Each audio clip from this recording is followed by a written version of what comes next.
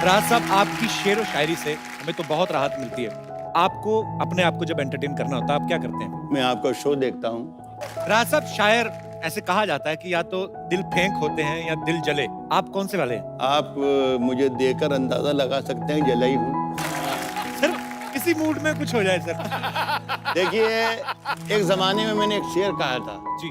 सुलह चुकी थी ये दुनिया थपक थपक के हाय हाय हाय, मुझे। क्या बात है राज भाई, वाह। सुलह चुकी थी ये दुनिया थपक थपक के मुझे जगा दिया तेरी पाजेब ने खनक के मुझे। सुलह चुकी थी ये दुनिया थपक थपक के मुझे जगा दिया तेरी पाजेब ने खनक के मुझे। खनक के मुझे। कोई बताए कि मैं इसका क्या इलाज करूं।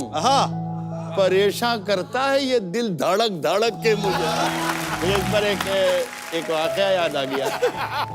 पाकिस्तान में एक बहुत मशहूर शायर गुजरे हैं, हमारे बड़े अजीज दोस्त थे, जॉन एलिया।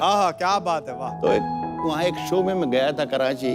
वहाँ से हमें बाई रोड सक्खर की तरफ जाना था। अच्छा जी। तो वो सवेरे मुझे होटल पे लेने आए।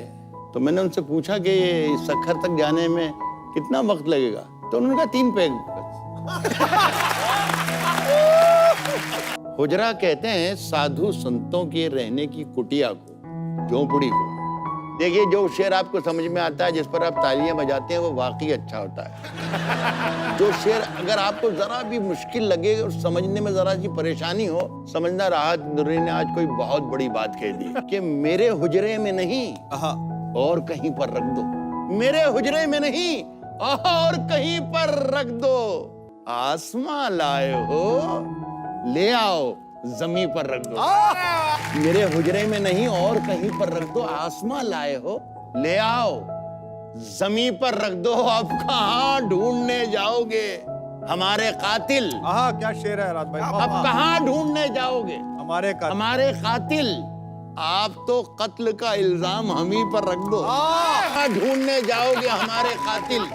आप तो कत्ल का इल्जाम हम ही पर रख दो।